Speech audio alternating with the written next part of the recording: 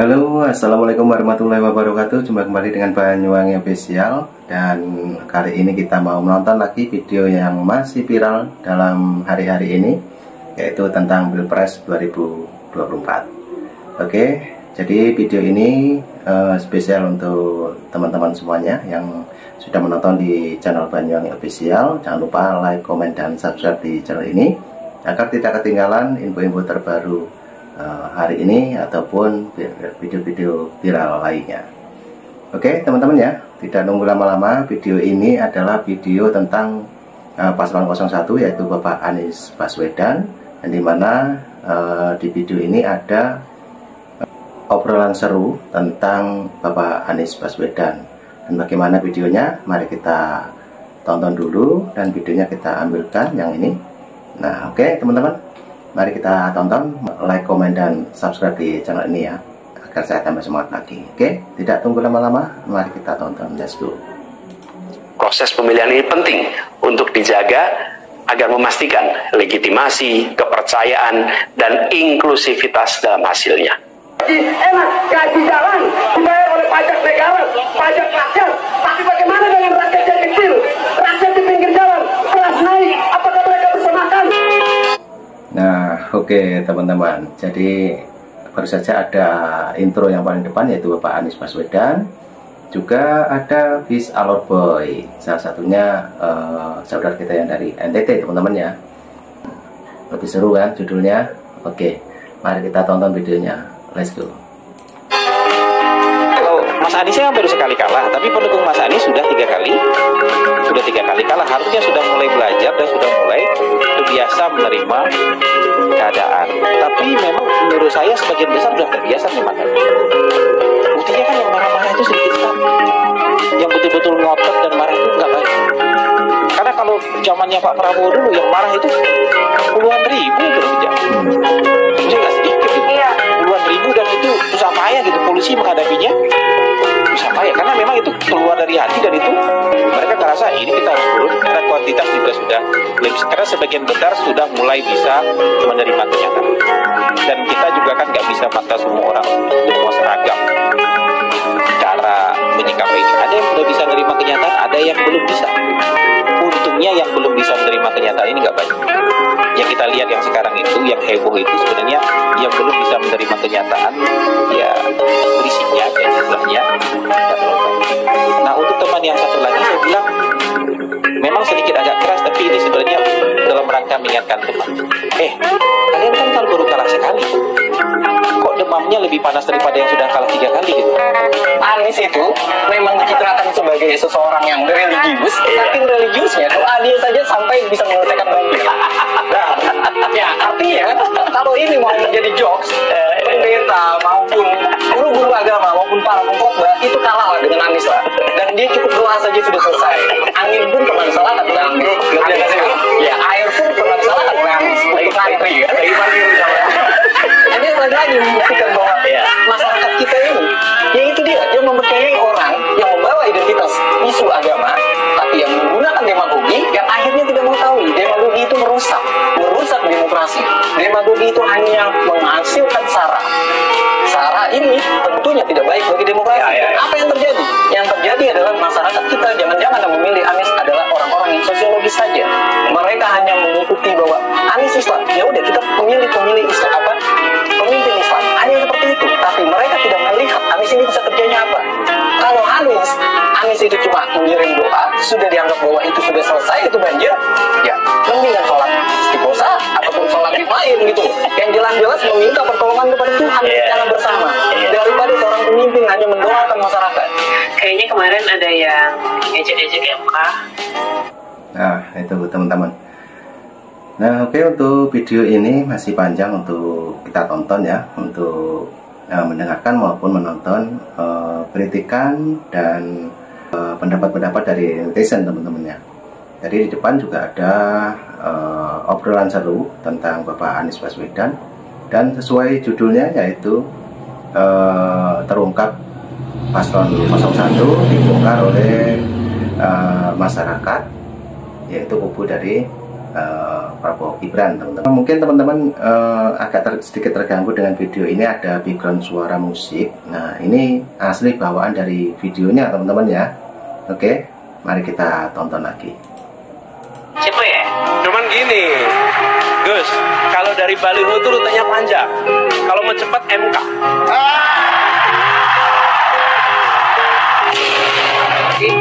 Kemarin nuangin sampai ketawanya kayak gitu. Sekarang kita belum rasa korban. Dari mana rasa korbannya? Apakah Pilpres 2024 kemarin telah dijalankan secara bebas, jujur, dan adil?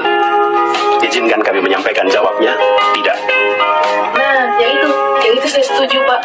Soal kemarin itu sampai ada yang mengeluarkan fatwa kalau nggak pilih pasangan itu, maka dipertanyakan keagamaannya. Bahaya. Akan diberikan imbalan untuk mempengaruhi arah pilihan politik, serta penyalahgunaan bantuan-bantuan dari negara, bantuan sosial yang sejatinya diperuntukkan untuk kesejahteraan rakyat, malah dijadikan sebagai alat transaksional untuk memenangkan salah satu calon.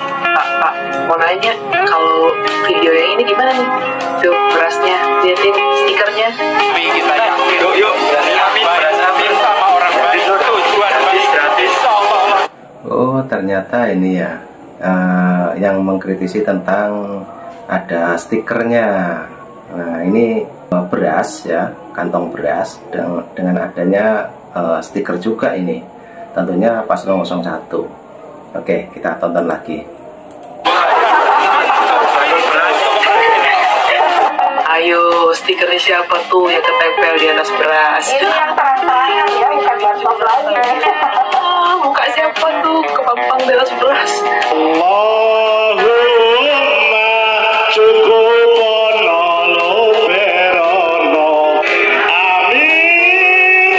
Ngata-ngatain Prabowo menang kena bansos lah, situ udah mau bagi-bagi bansos kalah. Ya lupa, itu mah bukan bansos, tapi sekelompok bahan pokok yang dikumpulkan menjadi satu dan dibungkus oleh sebuah kantung yang berlabel Amin. Kali ini saya mau menanggapi beberapa video yang mengajak untuk melakukan demo, ya, menuntut pemerintah pusat, menuntut DPR RI untuk melakukan pemakzulan terhadap Jokowi dan meminta untuk hak angket tentang kecurangan dari pemilihan presiden dan lain-lain dan lain-lain. Namun sejauh ini yang saya tanggapi, mohon maaf, saya tukang demo, saya alumni 212. Berbagai demo di Jakarta saya ikuti, meskipun saya ada di Kota Mobagu, Sulawesi Utara, yang jarak penerbangan Jakarta itu 3-4 jam perjalanan. Saya bolak-balik ikut demo di sana menuntut keadilan. Tapi kali ini saya justru jadi aneh dengan ajakan daripada petinggi-petinggi Republik ini yang terkhusus yang ada di kelompok 01, kelompoknya Anies Baswedan, yang selalu memaksakan diri untuk lakukan demo seolah-olah pelaksanaan pemilihan presiden kemarin itu sudah dilaksanakan dengan kecurangan yang luar biasa. Padahal kan di sini, maaf, saya ambil contoh saja di Sulawesi Utara, sampai saat ini sudah selesai perhitungan ya oleh KPU provinsi, di mana pasangan Prabowo Gibran menang 75,4% ya di Sulawesi Utara. Tidak ada satupun masyarakat yang bereaksi memprotes bahwa ada kecurangan, baik di TPS maupun saksi di PPK dan saksi di KPU. Tidak ada yang memprotes bahwa ada kecurangan di sana. Tapi anehnya kok di Jakarta sana seolah-olah ini semua di daerah ini sudah ada kecurangan. Maka diminta kepada petinggi Republik ini pendukung ya daripada pasangan calon Anies Baswedan dan lain sebagainya untuk stoplah menciptakan opini. Kalau memang ada bukti silakan bawa ke ranah hukum. Saya pikir Pak Anies bisa menerima ini sebagai seorang kesatria, sebagai seorang gentleman.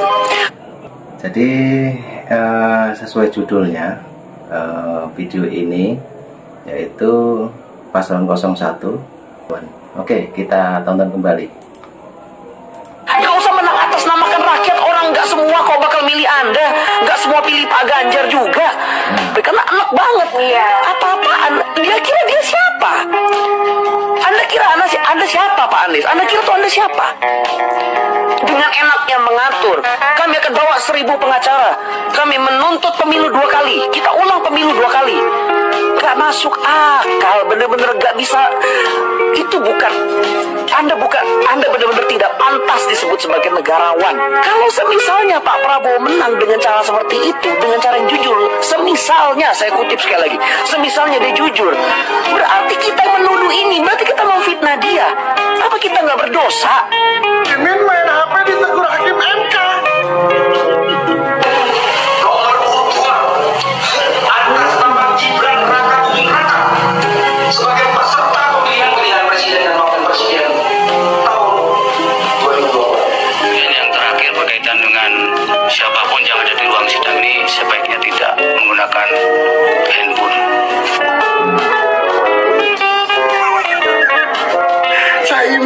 Caimin, ini kok cawapres itu modelnya begini ya? Hah?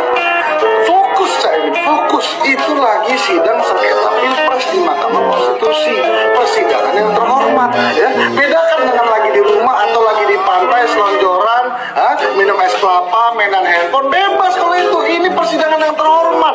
Jaga tata krama, jaga etika. Kemarin bahas-bahas soal etika, gencar kali, macam betul. Ya kan 01 ini tiba-tiba sekarang etika persidangan aja nggak bisa dijaga dengan baik, nggak bisa dipatuhi dengan baik. Aduh, gimana kalian ini? Yang sengketa pemilu udah kayak Marvel versus DC, di mana setiap kubu punya jagoan tim hukumnya masing-masing, teman-teman. Tapi menariknya emang kubu 02 sih yang paling kondang dan familiar kan. Siapa lagi kalau bukan Otman Paris, Yusril sampai Otto Hasibuan.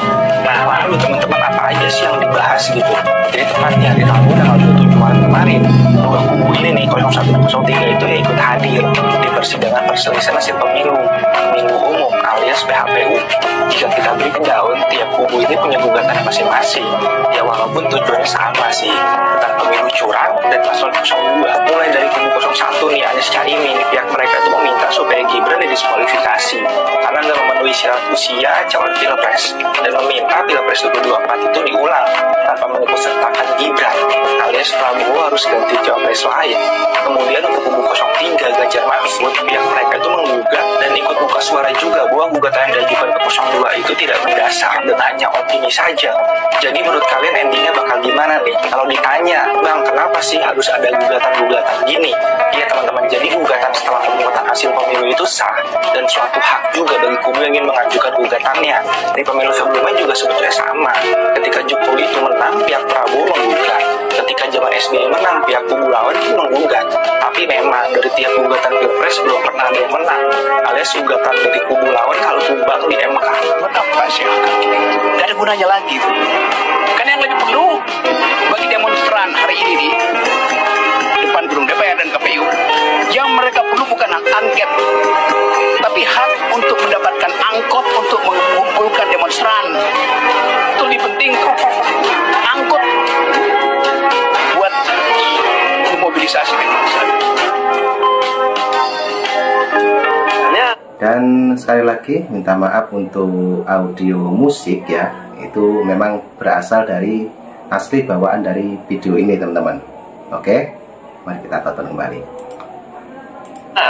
Logika masyarakat ya, masyarakat nggak terlalu terganggu saya lihat ya, karena sesuai dengan pilihan mereka yang sangat dominan kepada 02, ya mereka kayaknya terang-terang aja. Ya ini kan karena menolak fakta atau realita bahwa masyarakat itu sudah memilih 02 dalam proporsi yang sangat telak, Bang. Itu masalahnya. Nah kalau sudah fakta nggak bisa dilawan, dulu kan sebelum coblosan kan kita dilawan dengan teori-teori kan.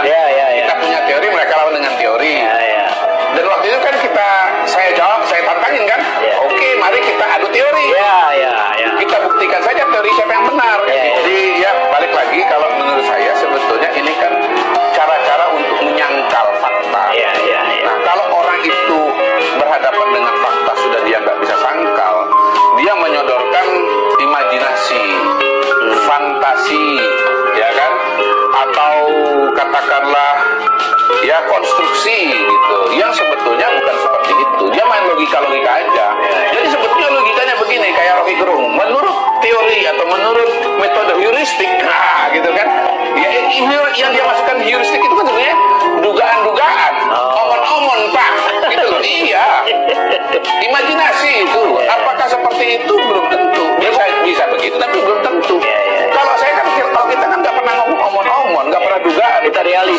kita bicara data, kita bicara statistik. Rocky itu bicara heuristik, kita bicara statistik kok. Kenapa dia bicara heuristik bukan statistik?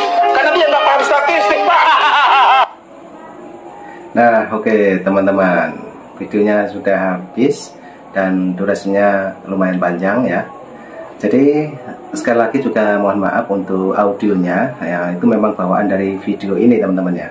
Oke, jadi yang kita dengarkan, kita tonton saat ini yaitu kritikan ataupun hujatan dari netizen, yang dimana tadi ada sebuah kantong beras itu juga ada labelnya Anies Baswedan, juga tadi kantong yang warna hijau juga ada labelnya Bapak Anies Baswedan. Jadi sekarang sudah ketahuan, sudah terbongkar bahwa Paslon 01 juga ada pembagian bansos. Oke, cukup itu dulu dari Banyuwangi Official, mengucapkan terima kasih semuanya. Jangan lupa like, komen, dan subscribe di channel ini agar saya tambah semangat lagi. Oke, nanti juga ada video lagi, tunggu saja di Banyuwangi Official. Terima kasih semuanya. Assalamualaikum warahmatullahi wabarakatuh. Thank you, bye bye.